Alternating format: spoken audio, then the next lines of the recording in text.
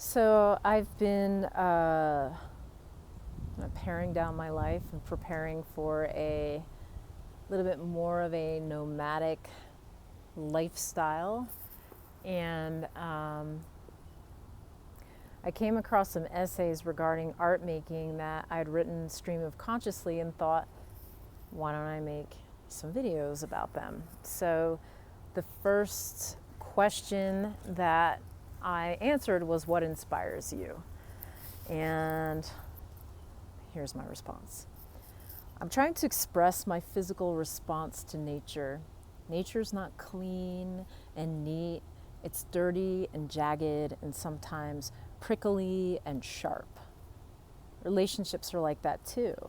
It's my relationship with nature, people, the country, the city. I like pushing the edge of things. I like working hard to get to the meadow on top of the mountain where I can rest and watch the light and the grasses and the flowers. Endorphins kicking in and I'm blissing out. It's good. Life is good. My work is a celebration of pushing the edges and experiencing life. When I'm painting, I'm having a visceral response to the medium. The way the pigment melts in the oil and into other pigments, the feel of the oil and the brush on the canvas like butter. The way it smells, my body has a response to it. If I find myself dancing while I'm working, I know something good is happening. When I paint, I get excited. Trying to describe my brush stroke is almost sexual. Strokes, stroking, dipping is sensual. It just is. A good painting turns me on. Cycling inspires me too. I love how it makes me feel strong. I love the endorphin kick. When I'm talking about art and thinking about it, it all boils down to sensuality. The sensual experience of this temporal existence and responses and relationships to it are what really turn me on. I think that diving into the sensual is almost spiritual. It's not like I'm unconscious. It's more I'm hyper conscious. The subtle is powerful. The sensual experience of life inspires me.